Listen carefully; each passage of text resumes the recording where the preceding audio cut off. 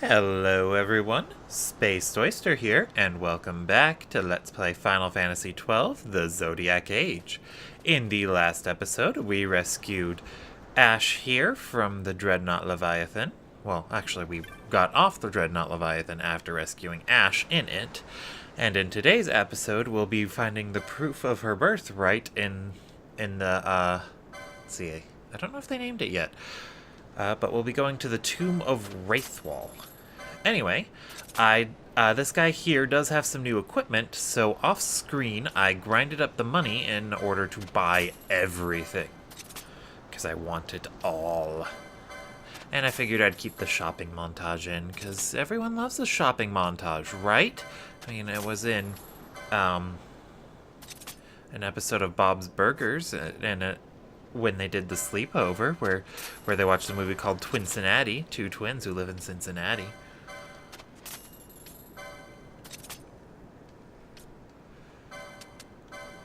Let's see. New magic gear.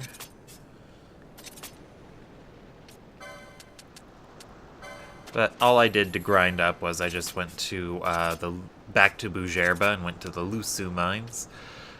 And I just ran through there a couple times. I first did the math and figured out how much money it would cost to buy everything here, and then I just got that exact amount. It took a long time, and, well, I won't say it was exactly boring. Honestly, I don't mind grinding too much in this game. See, I don't know if I'll have enough for accessories. I'll save those for last. But they got some new techniques here. Poach and Hourology. Poach is a lot like the Thief's skill, except that you instantly kill an enemy who's low on health instead of just stealing from them. So it won't work on enemies who are immune to instant death attacks. And then Hourology is an AoE that will deal damage based on the last number in your current playtime. So it's unreliable. I'm going to buy 3 of these. No need to equip those. Or maybe I should. Let's get one more, whatever that thing's called. And yeah, I think we got some people with no accessories equipped, and something is better than nothing. So I might as well equip them, right? Let's see. Ooh, I'm definitely going to want those rose corsages. So let's go ahead and sell my old equipment and see if I have enough to purchase them.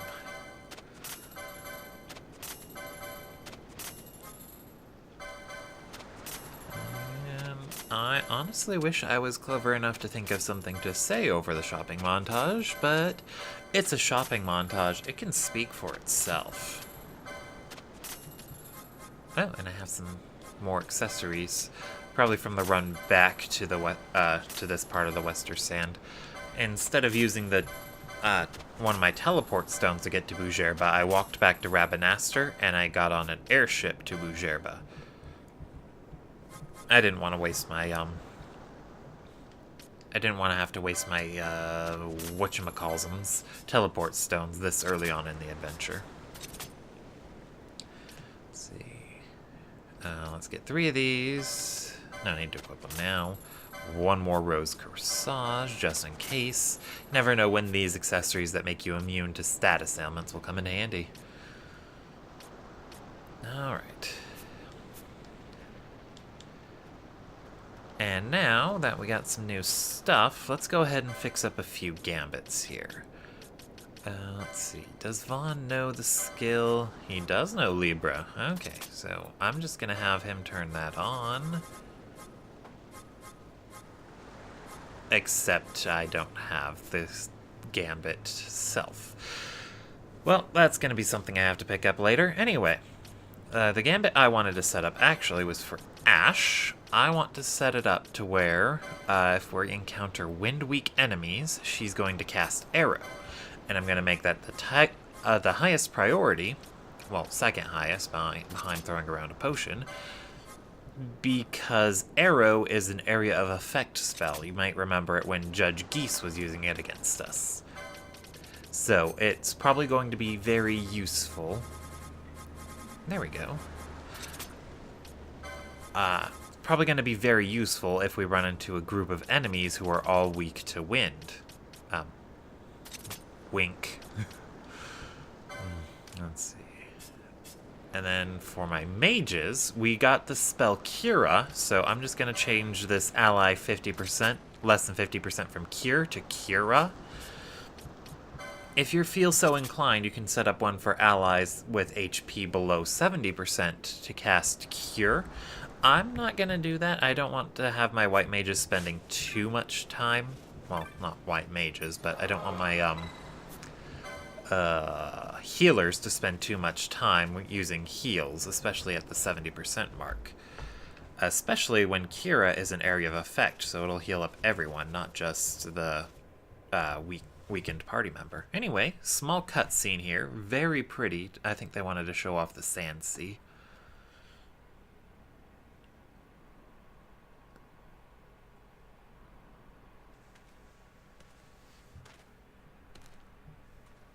They even went with the high-resolution graphics.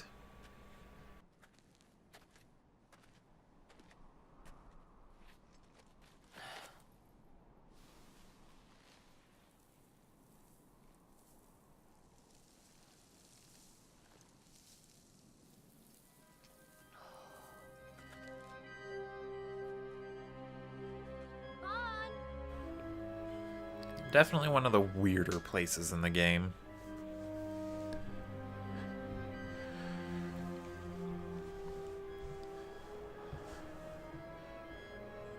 So, where exactly is Raithwal's tomb?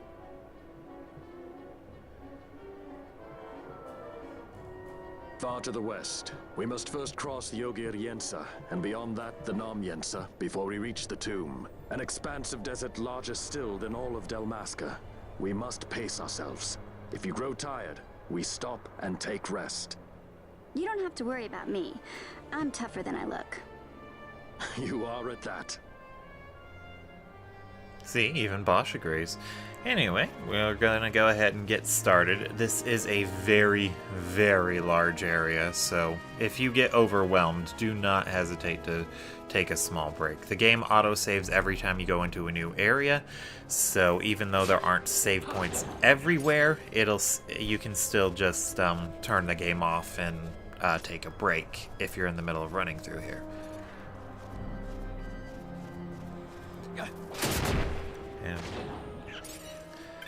And there are lots of traps here too, so your allies are probably going to run over them a lot because they're stupid. And that item we got there, that was the technique called Infuse.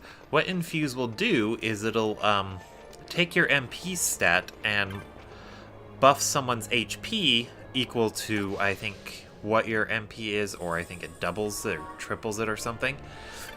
The problem with it, or well, not really a problem, but the funny thing you can do with it is your characters will constantly try to use it. So if you try and infuse on an ally when you have 0 MP, it will kill them. Because anything times 0 is still 0. I learned that the hard way when I tried to set that technique up. To try and buff someone's HP, I set it up and wondered why my characters were constantly dying. So if you're going to do that, I'd recommend having it be target an ally when your own MP is at 100%. And I'd only have characters who don't need their MP use it. Obviously, I wouldn't have Ashe or Bosch or Pinello use it since they all use their MP for spells. But Balthier could utilize it to buff someone else if I wanted him to, and if he got it. Yeah, and all these Arloons here, some of which were in the part of the Wester Sand I ran through to get back to that save crystal. These guys are all weak to wind. So having a black mage right around here, it can be very helpful, especially if you start to get ambushed. Especially since Ashe is dealing so much damage right now. She will drain through her MP a lot, but that's why I have the auto attack gambit set up too, so that way when she's down and out, she can use that. Oh wait, we have charge. I should set that up. I completely forgot about it. I don't know if I should make it a higher priority over attacking. No, I'm not. Let's see, so self, MP below 10%, charge. So that way she's going to constantly be dealing damage, and I think there is an augment you get that has your characters, what's the word I'm looking for? Yeah, have your characters regain some MP every time they hit an enemy or are hit. I think black mages also get the additional one where if they kill an enemy with a spell, it'll what am I trying to say? If they take out an enemy with a spell, they'll recover some MP. Very, very handy stuff. And then for the white mages, for white mage and red battle mage, my two healers, I'm definitely going to make them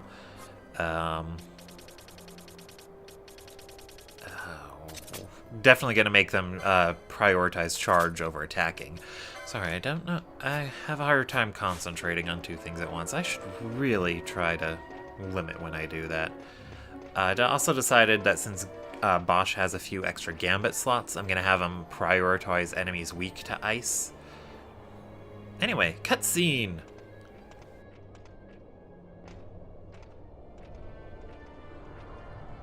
A construct to draw oil from the ground. Abandoned many years now, it seems. Did Dalmaskans build this? No, the Rosarians. Their empire lies far to the west, ever at war with Arcadia. Heedless of the kingdoms caught in their midst. Dalmasca, Nabrodia, Landis. 'Tis the small craft's fate to watch the list of the galleons and pray for light winds. Vossler, why are you here? Imagine my surprise when upon my return to Bogerba, I find both you and the Lady Ash have vanished. I thought you above consorting with sky pirates. Balthier is a man worthy of our trust, and it was the Lady Ash's decision. I am content to lend my arm, as I could not when Rassler died, when her throne was taken. Never again. I will defend her this time. You walked the Knight's Path. Incorrect. The Lady Ash? He's a white mage, you silly. We should leave this place. Let me guess. Sandstorm? Something far worse. I see. So the Dawn Shard does lie in King Raithwal's tomb. The Marquis sympathizes with your plight, yet the Empire perches as a carrion bird on his shoulder. He can keep whispers of your abduction silent for only so long. Yes. Tell me, Vossler, what have you accomplished? We leave at once. This is Ogir Yensa territory, and they are unfond of visitors.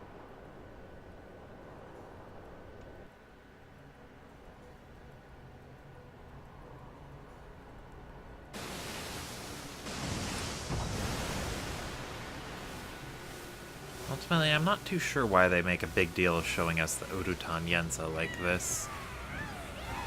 Like, they're going to be regular enemies showing up later on in the Sandsea, no matter what we do. But it's a very pretty cutscene anyway.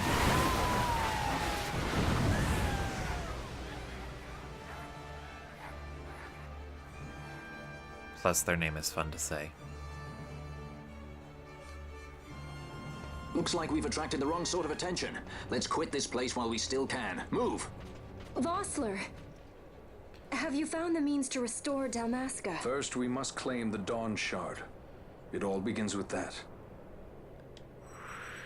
Hey, Vossler's back. Neat. I'm gonna have to set up his gambits again.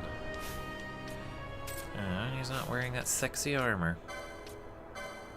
Alright, so I'm gonna put this up here. Change that one to lowest HP. Does he have any other good techniques? Traveler, Wither, Exposed, Soul Eater. Now, I'll go into more detail about these other techniques that Vossler has as I get them. I guess the only one worth I guess the one I should bring up right away, though, is that telekinesis one.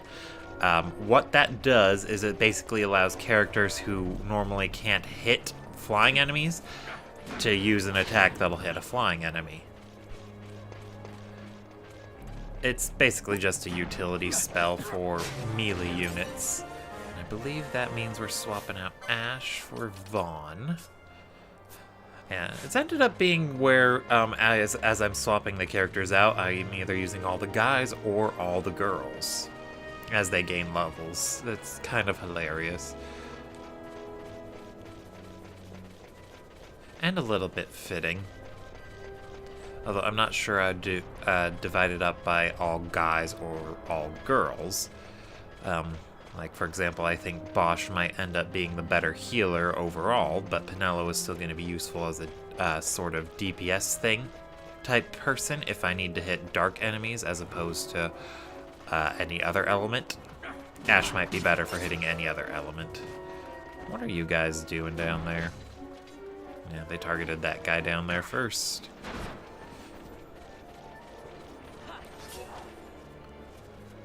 And then my plans for Vaughn might have him waning in overall usefulness by the end game, but he's going to be very helpful overall, especially if I just need single target damage.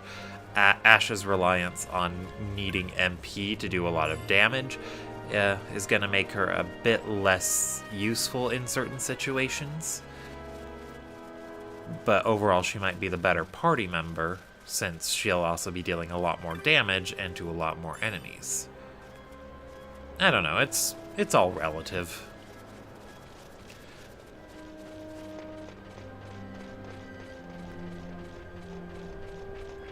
Anyway, I'm just gonna try and explore everywhere, find treasures and all that stuff.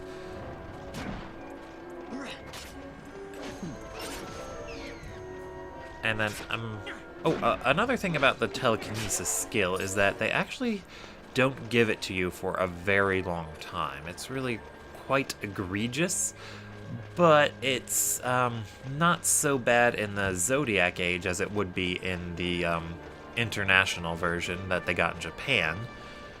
With everyone being able to pick up 2 jobs, I think it should be possible to make sure everyone has at least some way to hit a flying enemy. Especially since they upgraded a few weapons from the base game to be able to hit flying enemies too. In the base game, the only ones that could do it would be guns, hand bombs, bows, and crossbows. But in this version of the game, and I think in this job in the international one that they got in Japan only, I think in that one too, they upgraded it so that way the poles that monks equip, Ulan spears, and white mage's rods also hit flying enemies, so you have a lot more options.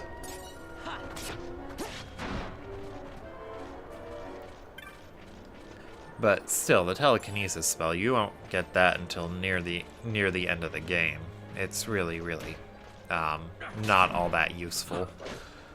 Like, for the most part, it'd just be for convenience later on in the game, so you wouldn't have to switch your equipment around if you wanted to go that route for dealing with flying enemies.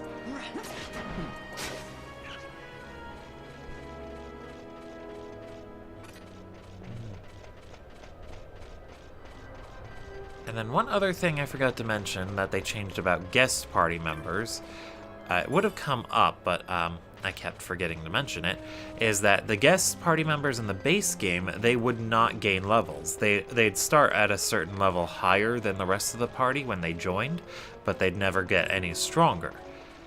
In this version, they will level up with your party, so if you were to put off doing stuff for quite a bit and decided to grind to try and explore late game areas, kind of tough to do, but it is possible, then Vossler here would level up with the rest of your party, so he's going to be far from useless for you if you want to do that.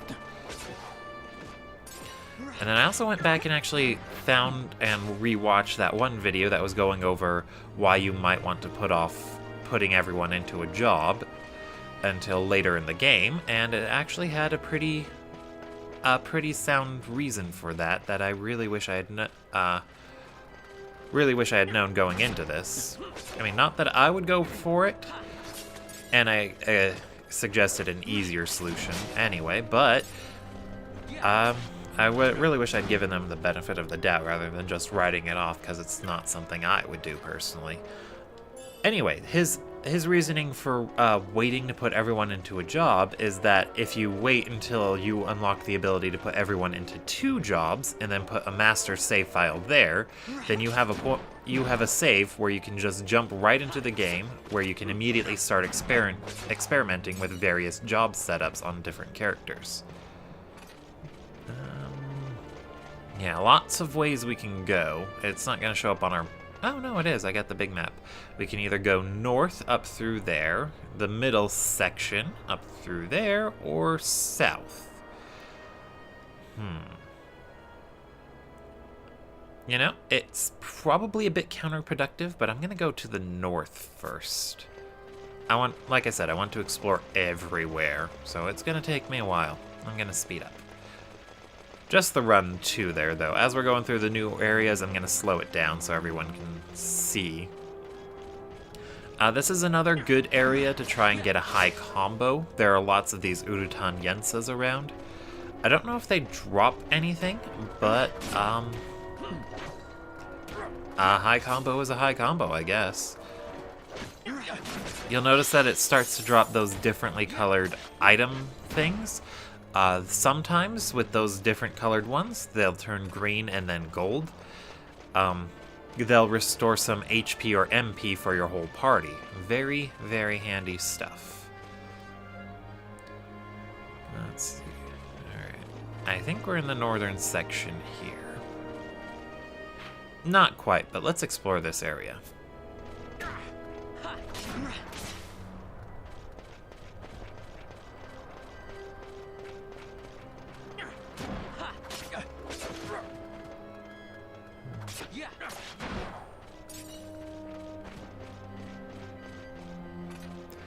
Yeah, but his reasoning, but the whole having a master save file, the easier solution I proposed was just having a save file right at near the start, right before you put Vaughn into his first job.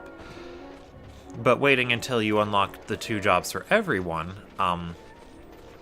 that's not quite as difficult as it would seem, because you get Vossler and Amalia, well, Ash, I guess that since the facade is dropped or whatever, we don't need to call her that anymore. But you get guest party members to help you out through certain areas, and since your characters won't be able to equip new gear anyway, you can just breeze through the early areas quickly until you get to the part where you unlock a second job, which will be after we clear the Tomb of Raithwal. Spoiler, I guess.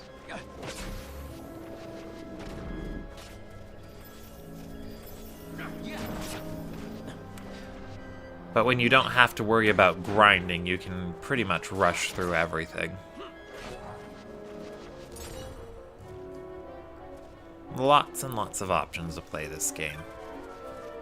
And then down here, you'll notice that there is an entrance to a new area.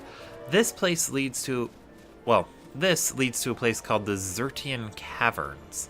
In the XII Caverns, well, it's a pretty tough place. I think it's about mid-game difficulty with a few very late-game level enemies. It would be a much more handy area if the game didn't have teleport crystals, because the XII Caverns, they have entrances and exits all over the world map. There's one in the Western Sand. I think there's about 2 or 3 here in the Ogir Yensa and Yensa Sandseas. And then there's also there are also entrances in a few later areas we're going to be going to. It would have been really handy for traversing the world, similar to all those shortcuts you can unlock in Dark Souls around the Firelink Shrine. So if you're not using the teleport crystals at all, that might be a good feature to keep in mind. And in which case it makes the world design in this game come across a bit similar to Dark Souls, but not quite as interconnected. I always see people trying to find some ways to connect certain things to Dark Souls, like Monster Hunter is like Dark Souls because you have stamina bar and it's kind of tough, or Legend of Zelda's like Dark Souls because of reasons I can't think of right now. But I think that's less to do with Dark Souls being homogenous and more with just a lot of just good in general game idea features. Maybe. I don't know. I don't really know this stuff that well. Vaughn, what are you doing? Oh, he's attacking this guy. Yeah, and then near these parts that go to the actual sea-like part of the Sandsea, these giant fishies will come out. They're not all that tougher. I think they're weak to wind, so if you have a black mage around, they're gonna destroy them. Rhyme Fang. I believe that is an item that does ice element damage. And since items are very useful in this game, you can rely on them to be able to deal with challenges if you're trying to get to that part of the game without putting anyone in a job for a good master save file for experimentation.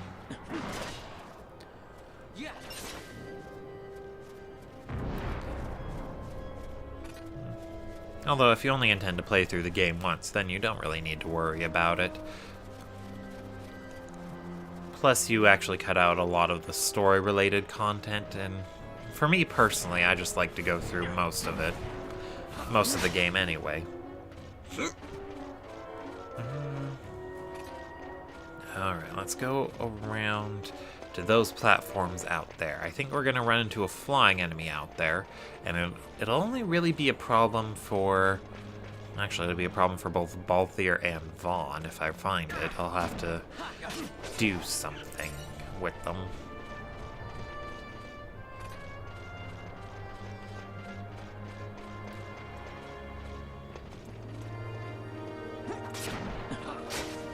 Oh, and you'll notice sometimes Balthier hits them with the Petrify status condition. Yeah, there's the flying enemy. Petrify, what that does is it fills up a, it basically works a lot exactly like Doom. It'll put a counter on the enemy, and they'll have to,